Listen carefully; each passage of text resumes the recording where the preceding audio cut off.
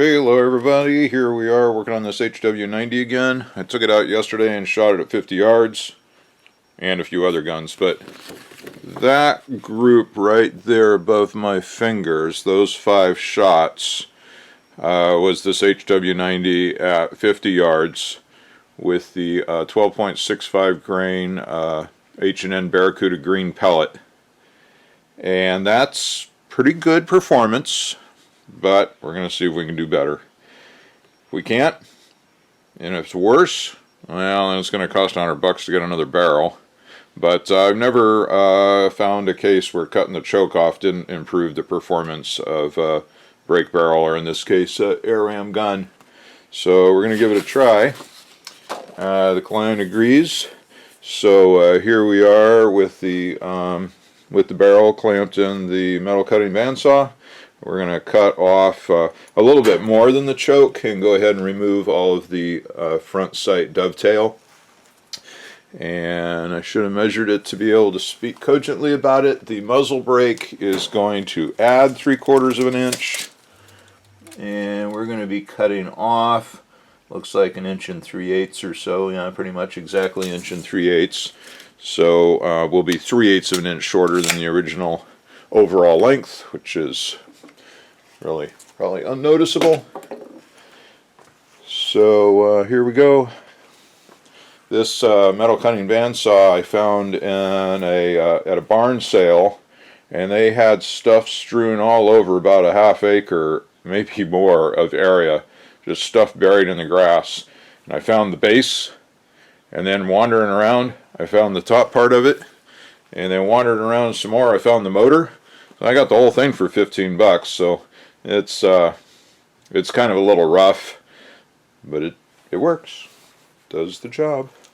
Alright, we're going to be using some thread cutting oil to lubricate it as we do the cut.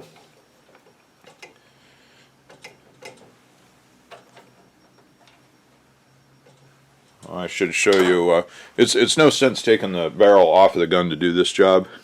So I've got it supported here on a little step ladder. Alright. I need eyes. Hold on. Okay, here we go.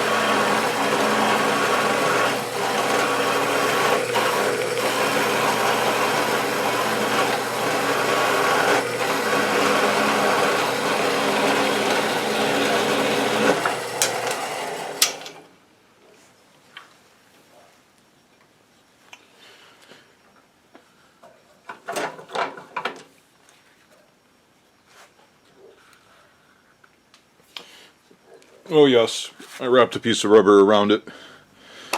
Okay, I'm going to get it set up. Oh, here, let's look at how that looks. Pretty rough.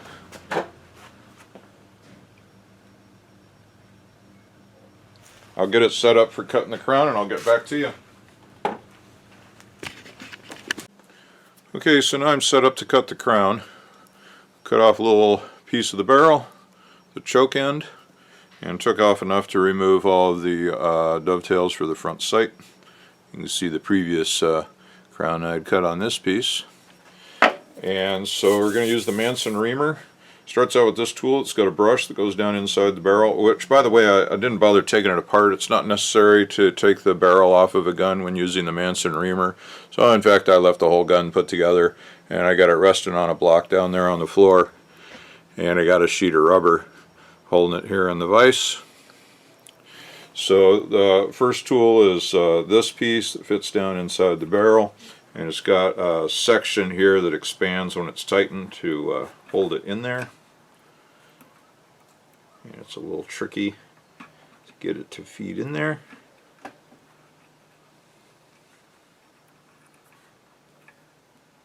There it goes.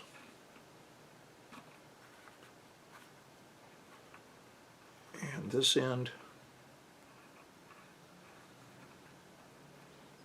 There. There. And the first cutter I'm going to use is a 90-degree cutter. It'll square the end of the barrel. This is the hand crank tool. Some oil. They do also make setup for using a drill. Okay, I might have to strap the gun here, keep it from turning. We'll see how it goes here. I think I got it held firmly enough.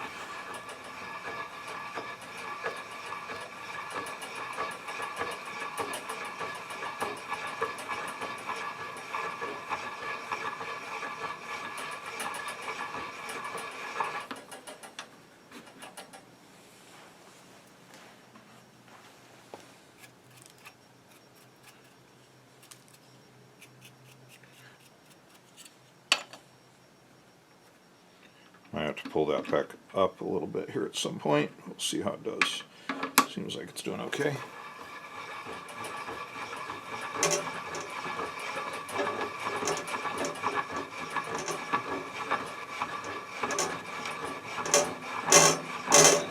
A drill attachment, you say?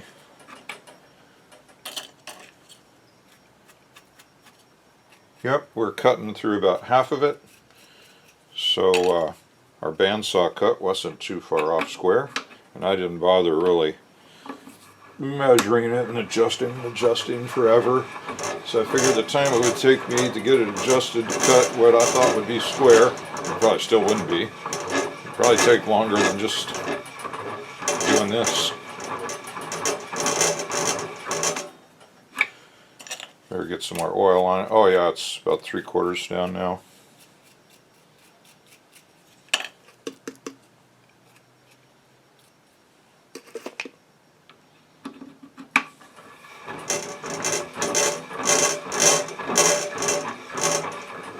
You can control how much pressure this is spring loaded, so you'll see when we cut the 11-degree target crown as we approach the finish.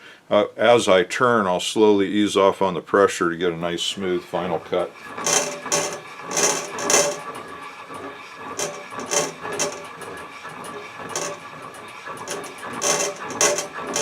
I presume that's what that feature's for. That's how I use it.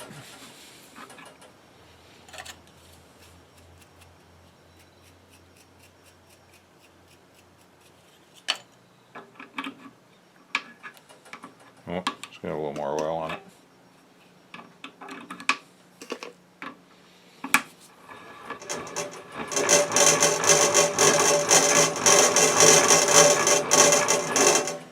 Sorry about the rattling. I got some squares hanging from a magnet strip.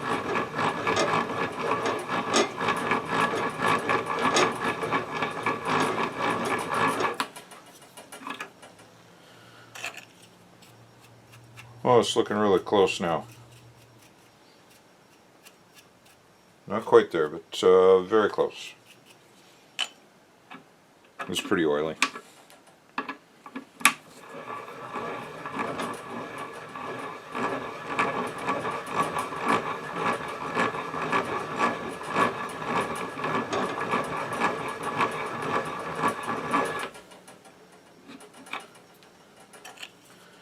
Oh, just a tiny little spot I see that hasn't been touched by the cutter yet.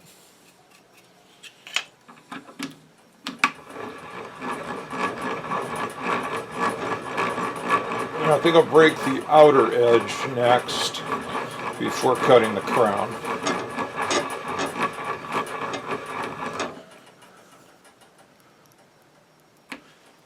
Sorry I had your view a little low there.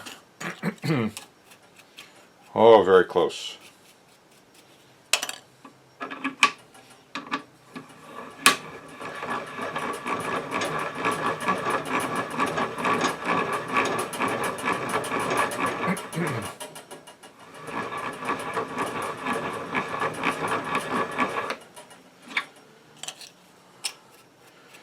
Well, you know how it is with these things. As you get closer to finish where there's only a little bit left, it gets harder because you're cutting through the most material you've cut through yet, as you approach that point. At first it cuts really quick and easy because you're just hitting a couple of high spots, and as it gets closer and closer to being flat, you're cutting more and more material.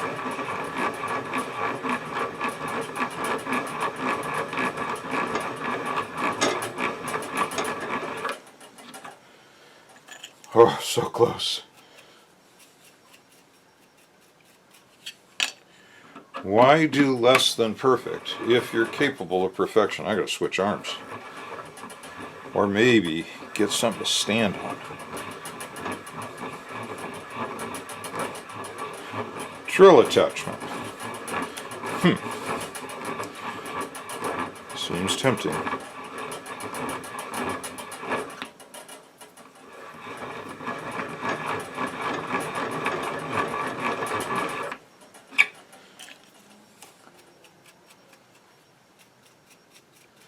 There's just the tiniest speck there that hasn't been touched.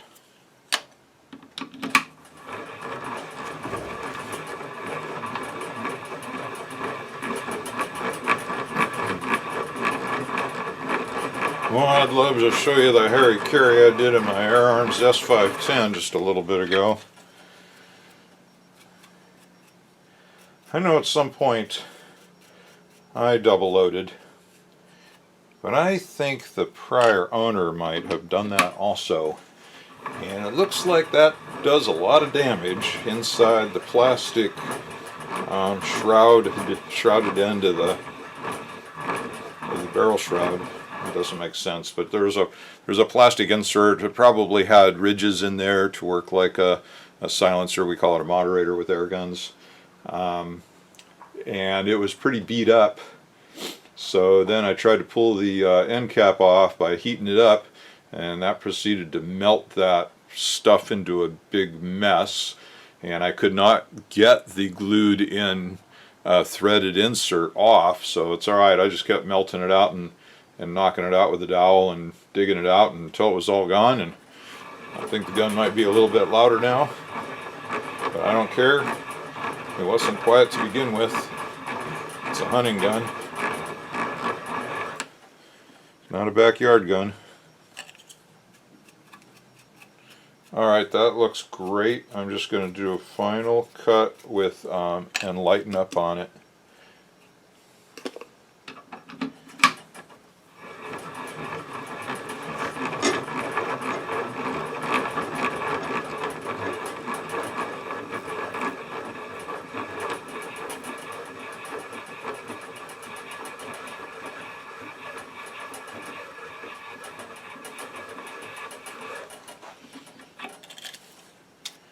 Oh, it's beauty.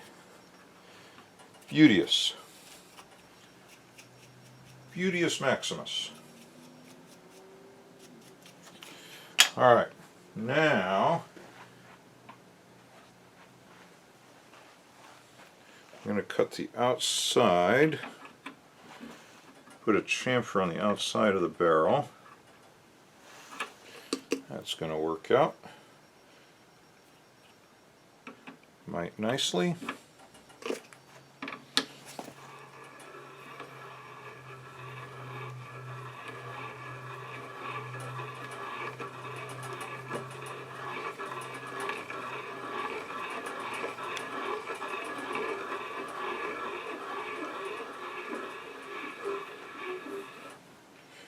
Alright, that is a thing of beauty. Oh yeah, that was a little bit of tape. Nice. Alright,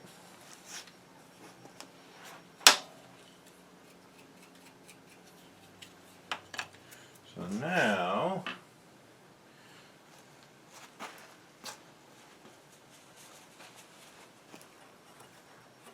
oh, it's gorgeous. So now we'll do the 11-degree target crown. I'm just checking that the cutters are in there good. They do appear to be. We'll see how it cuts. So let's put some fresh oil on it.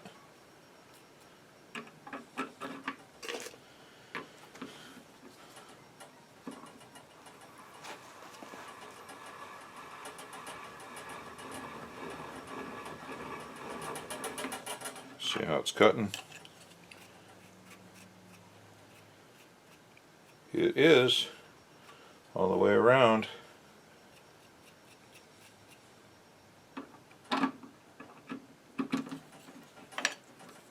Oh, I can't wait to see how this shoots. I'm hoping to get out there this afternoon. 1:15. Oh my goodness, the time goes by so quick. I was really hoping to be loaded up by 2. And I think that is doable.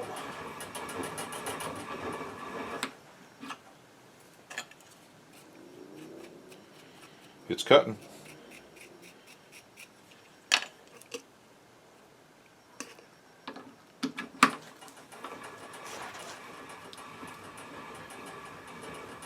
Now you might be thinking, why don't I do this in the lathe? A couple of reasons. One is it can be tricky to get, I think this length of barrel would fit in my lathe. Inquiring minds want to know. See, the breech block would have to clear, yeah, a little more than 16 inches, just for a rough guess. And that should be how long this barrel is. Yeah, see, this wouldn't stick out the end of the chuck. It won't fit through the entire headstock. So you need a little lathe to do that, to cut that on a lathe. But more than that is if the bore is in concentric with the outside diameter by even the tiniest bit, you're not going to get a great cut because it's going to be wobbling. I think the Mason Reamer is really the best way to go. It's most convenient, it's fastest, provides an awesome result. And, well, I got a big manly lathe. That's an exaggeration. It's a Logan 920. It's the famous, long-time used gunsmithing lathe. But the headstock is just a little bit too long for put an air gun barrel through.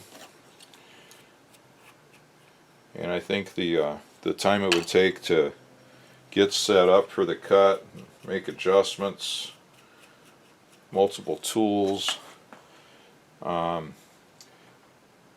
then it's a little tricky making a conical shape like this. I think this is the best way. These Mason Reamers are a little pricey. I think if you're a fellow who likes to experiment with different barrel lengths, this would be a worthwhile investment.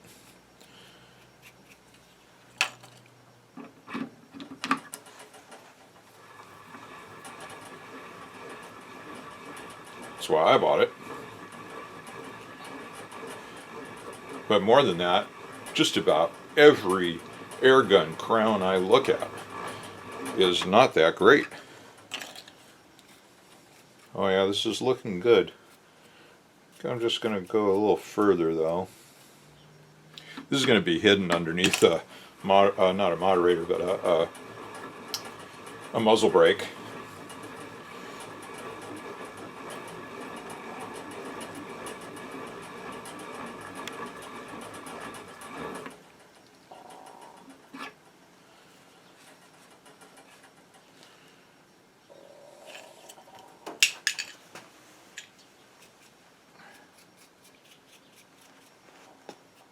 Well, maybe just a little more. Because at this point it's just aesthetics. We've already accomplished the goal for what we need to shoot. And it's a little silly to worry about aesthetics when it's going to be hidden underneath a muzzle brake. But why not?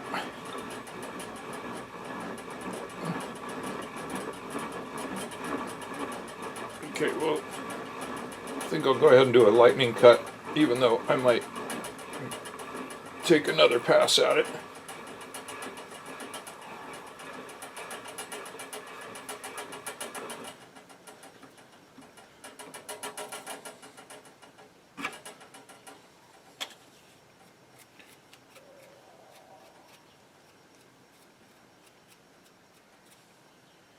It's nice. It's really nice, but you know, I'm just going to go a little more into a longer lightning cut. Lightning light pass. Okay, here we go.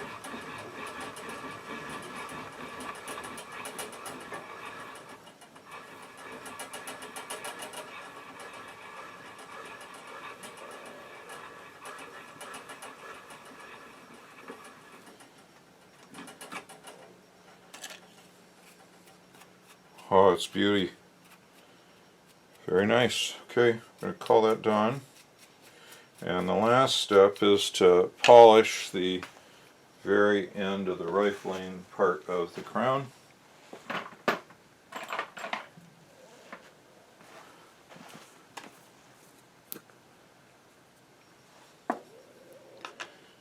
Oh yeah, wonder if the cordless drill got a charge.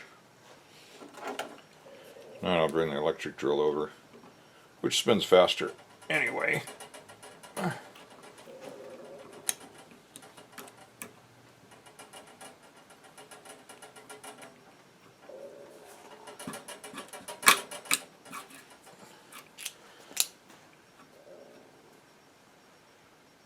Oh, it looks great.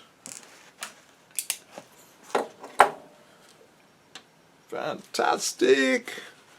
Okay, let's see if we have some a spinning device.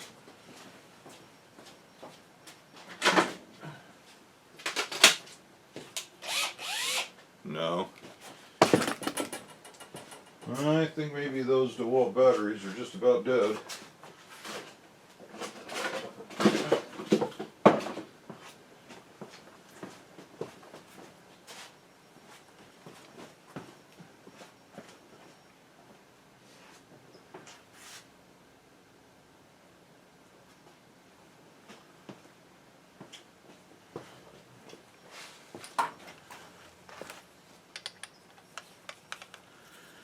Alright, excuse me, I gotta reach in front of you and get some electricity going on here.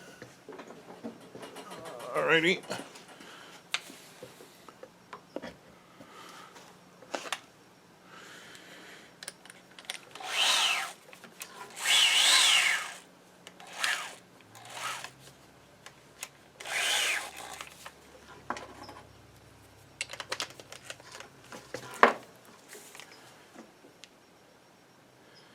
This is pretty fine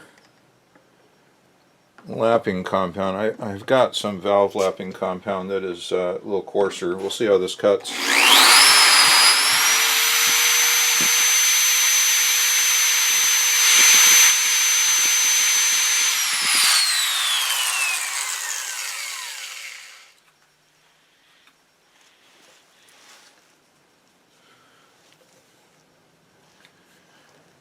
Yeah, I gotta go around and get the other compound. This is too fine.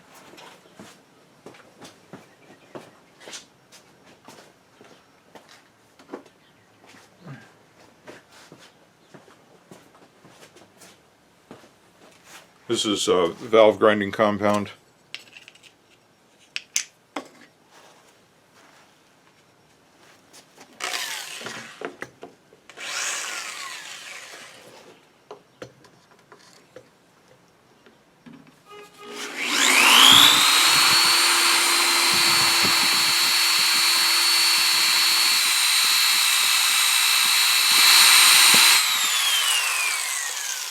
And that cut.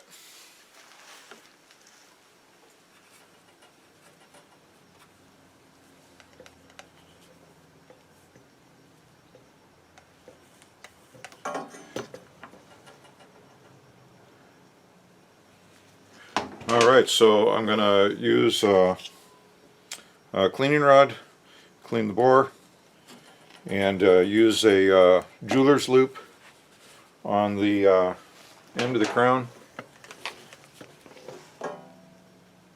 If I'm happy, go shoot it.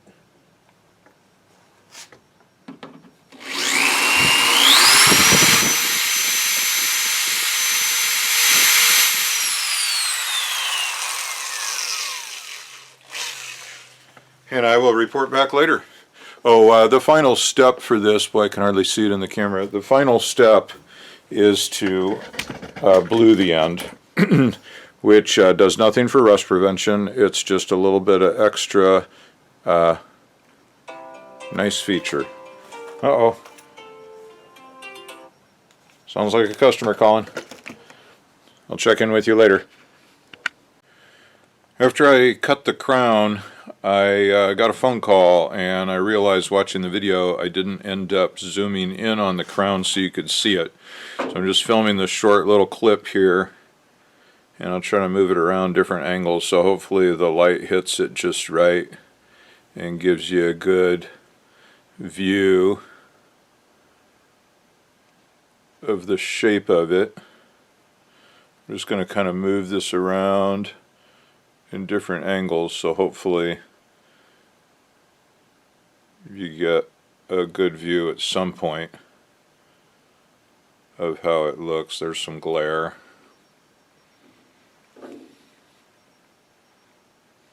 Let me zoom. Try a little zoom action, see if it'll focus on it.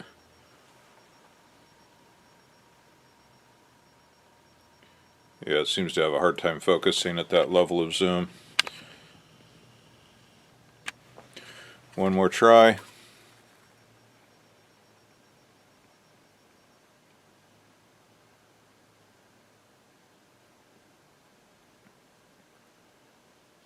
Okay, we'll see how that looks.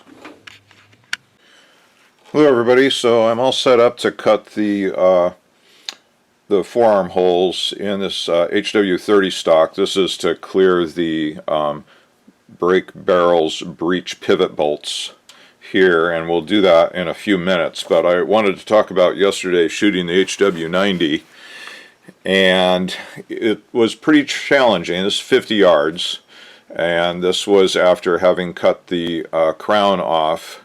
I say it was a little bit challenging because at 50 yards I put a 12 power scope on it, and I was having to use one of the mill dots for the aiming spot, which basically the mill dot completely covered one of these.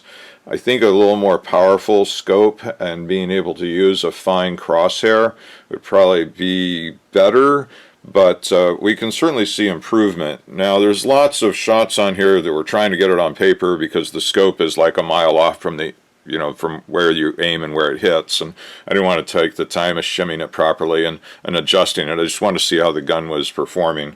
So that's what a lot of those shots are. Some of them were just trying to warm up and get into the groove of shooting, but I felt like these two groups, let me make sure this is in the screen here, that these two groups, this one here, I don't know if you can see the lightly circled line there, I think these two groups are representative of the capability of the gun at this point. And they measure 5/8 inch from the furthest apart shots, and frankly I don't think that's the gun so much as the challenge of just getting very accurately on target with the scope I was using, and getting used to shooting the gun. The trigger has a mile of creep that definitely needs to be addressed. It really feels like I had to start doing follow-through about 5 seconds before the shot released. Because as I'm moving the trigger, I gotta stay on that target, and oh my goodness, it's just like moving the trigger by a mile. So I gotta work on that, and I think that'll make it a little easier to shoot. But anyway, I think these two 5/8 inch groups, they look practically identical, are pretty representative of the capability of the gun at this point, and that's a significant improvement from the 1-inch groups that we were getting before cutting the choke off. And really, like I said, I think these could be tighter groups with a better quality scope and some more practice to become used to the gun. So I'm going to adjust the trigger. I'll probably take it out one more time to shoot it again just because it's such a great gun. And I want to see what I can do with it.